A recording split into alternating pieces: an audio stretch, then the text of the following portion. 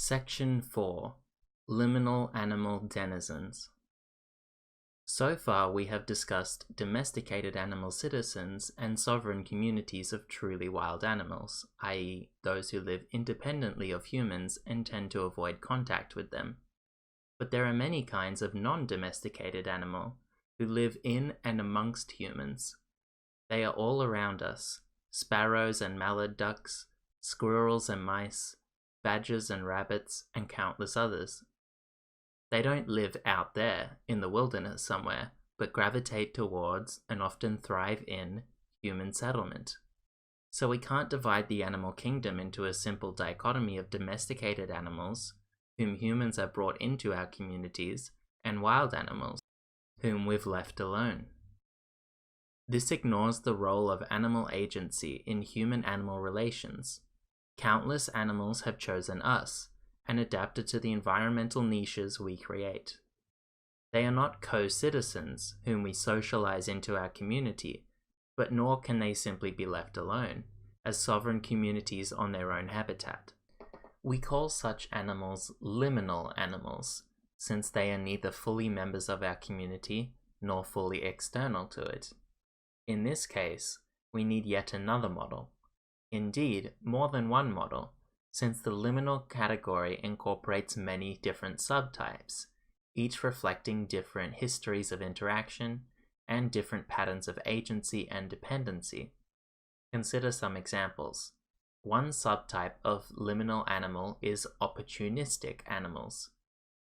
These are the highly adaptive species like raccoons and sparrows, and others who gravitate to the opportunities of urban life. Another group is agricultural symbiotics. These are the animals who have evolved in tandem with traditional agricultural and other human practices. Consider a traditional English farm with hedgerows, the abundant species who thrive there, and the complex role they play in a sustainable agricultural system, eating pests, pollinating, aerating soil, and so on. A further type is exotic species, those animals who have been introduced by humans, whether intentionally or inadvertently, into new environments and have become ecologically viable in the liminal zone. And we mustn't forget feral animals, escaped domesticated animals who exist on the edges of human settlement. Some of these liminal animals we tolerate, or even entice into our communities. Consider backyard bird feeders. Some are typically considered pests who we try to keep away, e.g. rodents who take up space in our homes, or geese who foul parkland. Many other liminal animals are simply ignored. There is no single model that can encompass all these different forms of liminality, but it is worth noting that we see similar forms of liminality in the human case too. There are many groups of people who reside in the community but are not citizens of it. We've already mentioned some of these in our airplane example, from visitors to refugees, temporary workers to illegal migrants. They are sometimes called denizens to reflect their liminal status. Here, again, we can see a complex web of relationships. As with liminal animals, some of these groups of the human denizens are welcomed, some tolerated, some ignored, essentially invisible, others actively barred. We believe that these forms of human denizenship can illuminate issues of liminal animals. It is helpful to consider two general categories: 1. Opt-out denizens, and 2. Migrant denizens. A classic instance of opt-out denizenship would be the Amish communities in the US. The Amish seek to preserve a form of life which is incompatible with the demands of citizenship in modern states, particularly in the areas of political life, education, and the judicial system, and so they seek to essentially opt out of the cooperative scheme of American citizenship. Much has been written in political theory about whether, and if so how, to tolerate the presence of such opt-out subcommunities within the fabric of the liberal democratic state. One key concern is to ensure that vulnerable members of such communities, particularly children, are not denied the benefits of citizenship in the larger community. Another concern is to ensure that opt-out denizens aren't free riders on the larger community. Citizenship entails both rights and responsibilities. To the extent that individuals or communities wish to opt out of citizenship, they cannot do so in a way which allows them to reap the benefits of citizenship, physical security, social benefits, while escaping the responsibilities, taxes, political participation, jury duty, public reason. So in the case of the Amish denizenship, an accommodation has emerged, which involves both reduced duties, exemptions from taxes, jury or military service, mandatory education, as well as reduced benefits, ineligibility for economic redistribution, non-access to civil courts. This sort of attenuated political status can often deteriorate into injustice, as opt-out denizens become seen as parasites or disloyal aliens, or just incomprehensibly other, and hence are stigmatized and persecuted. But opt-out denizenship is not inherently unjust, where the reduction in rights and responsibilities is truly reciprocal, and where it is negotiated in order to accommodate the interests of all parties. Consider now the case of migrant denizenship. All contemporary states assert the right to control migration into their country, and to control access to citizenship.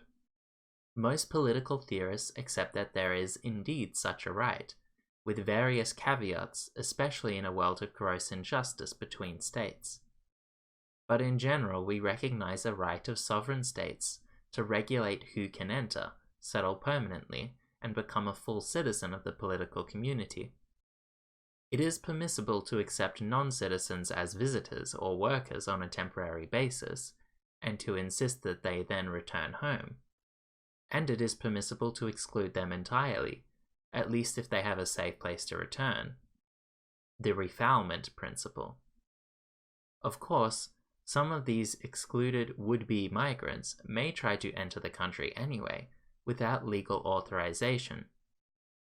And so one of the challenges facing liberal democracies is how to deal with potential illegal immigration. Faced with this challenge, we see two principles at work. First, states have a legitimate right to try to prevent unauthorized entry. The state cannot, of course, shoot illegal immigrants, but it can erect border controls and barriers to prevent entry, and undertake policing efforts to identify and remove illegal migrants who do enter. It can also change the social conditions which act as an inducement for illegal entry in the first place. For example, it can punish companies that employ illegal immigrants, or can deny illegal immigrants access to, say, driving licenses, as if to make life as an illegal immigrant less attractive. However, if illegal immigrants have been able to escape detection and deportation for a certain period of time, then a second principle kicks in. Sooner or later they acquire the right to stay, akin to squatters' rights. They may have entered a community illegally, but over time as they become enmeshed in that community, the costs of uprooting them become too high. This is often formalized in amnesty programs for illegal migrants, and once their presence is regularized, then justice requires their distinctive needs and interests be taken into account, e.g. through the provision of language and other support services. In short, states can use barriers and disincentives to keep migrants out, but once they are in, the calculus starts to change over time, requiring accommodation of the new facts on the ground. We think a similar story applies to the case of many opportunistic liminal animals. We can legitimately try to keep them out by making our environment less hospitable to them. In this respect, they stand in a stark contrast with domesticated animals, whose right to belong and to be accommodated flows from their status as co-citizens. However, if we are unable to keep them out, then at some point we need to regularize their status, and to accept and accommodate to their presence.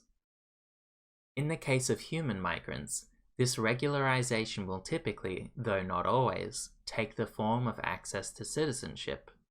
But in the case of liminal animals, their accommodation is almost certainly going to take the more attenuated form of denizenship, akin to the case of opt-out denizens. Liminal animals live in our midst, but their forms of life are radically different from our own, and incompatible with the demands of full citizenship. Unlike domesticated animals, liminal animals are not typically suited to close and cooperative relations with humans. Fostering closer relations with liminal animals, from coyotes to deer to raccoons, often leads to conflict, and puts these animals in peril. We could of course try to breed and socialize liminal animals so that they become more capable of this sort of trust, communication, and physically proximate relations that are required for citizenship. That is to say, we could in effect try to domesticate them. But this could only be done through massive forms of coercion and confinement and violation of their basic rights, as indeed was required for the initial domestication of currently domesticated species. So, we need to accept that liminal animals are neither capable of participating nor seek to participate in our cooperative scheme. Like the Amish, they have no desire to be press-ganged into our modern practices of citizenship. The denizenship model suggests that in living amidst us but apart, a fair accommodation will involve reduction both in what we can expect from liminal animals by way of cooperation and self-control, and also what we owe them, e.g. equal access to medical care and other communal resources. They are permanent residents of our community, and their vital interests must count in how we organize our community, e.g. by constructing green corridors, redesigning infrastructure to reduce animal injuries, etc. But this falls short of the kinds of positive benefits of support which we owe to co-citizens. Consider two familiar cases of opportunistic animals widely considered as unwelcome pests: Canada geese and house mice. Canada geese can survive as wild animals, but they gravitate to the wonderful opportunities of human settlement, especially ponds surrounded by expanses of Kentucky blue grass and other delectable greens, and the absence of predators. In our view, humans do not have a responsibility to welcome geese into our communities, let alone provide them an environment which so favorably competes with what's available to them in the wilds. We are justified in using barriers and disincentives to dissuade them from taking up residence, if we wish. For example, we might decide to limit expanses of groomed lawn, or we might allow our dog companions to romp freely in parks, discouraging migrating geese from landing. This latter solution has been taken up by some golf courses. In other words, we can actively discourage geese from colonizing our parks and fields, although of course we can't kill them or otherwise harm them. The case of mice is different. Some species of mice are so adapted to human settlement that they don't have a wild option open to them. Even if they did, unlike geese who might be able to relocate, an urban mouse population has no means to relocate to the wilds, even if she could survive there. This isn't to say that we can't use disincentives and barriers to keep mice from the living quarters of our homes, and there are various effective and non-lethal ways to do this. We can keep their populations in check simply by not providing the obvious nesting places and food sources, e.g. garbage and bird food, which will stimulate population growth. But relocating mice almost always means their death, from exposure, predation, or starvation. It is also ineffective, since new mice will simply move in to inhabit the vacated niche. Given their dependency on human settlement, and their vulnerability to relocation, justice requires that we seek some sort of accommodation with mice. We can keep them out of the kitchen cupboards, or even out of our indoor living spaces entirely, but why should we begrudge them some space in the cellar, or the garage or the garden shed? We could even learn to appreciate their role as scavengers, and of course their presence supports other wild animals, e.g. owls or foxes, whose presence we enjoy. As noted earlier, these opportunistic animals are just one subgroup within the broader category of liminal animals. and different principles might apply to other subgroups, such as feral or exotic species. So there is likely to be variation amidst liminal animals, as well as between liminal denizens, domestic co-citizens, and wild sovereigns. Moreover, at the individual level, animals move between these categories. For example, a stray domestic animal might successfully establish a life as a feral animal and not be best served to return to domestic citizenship status. An injured or refugee wild animal might transition to liminal status. For example, wildlife rehabilitation centers invariably rescue animals whose injuries, blindness, loss of limbs, etc., preclude release to the wild. Often these animals become permanent residents of the refuge. Indeed, some become contributing community members by playing a role in public education or the fostering of orphaned animals. The key point is that for most liminal animals there is no option of life in the wild. Once they and their descendants have taken up life in human settlement, they are here to stay. Deportation is neither just nor effective. Denizenship status recognizes that these animals have a full right to be here, to live amongst us, and to have their interests taken into account. At the same time, it recognizes that our obligations towards them, and vice versa, are not as extensive as in the case of co-citizens such as domesticated animals. Conclusion. To recap, we have tried to make two broad arguments. First, many of the most important issues in human-animal relations cannot be addressed solely in terms of a theory of the rights owed to animals based on their intrinsic moral standing and capacities, but rather require identifying a range of morally significant relations between humans and animals, each with their own distinctive rights and responsibilities. The result of any such theory will be a more differentiated theory of animal rights. Second, certain concepts from human political theory, particularly citizenship, sovereignty, and denizenship, are helpful in identifying these relationships.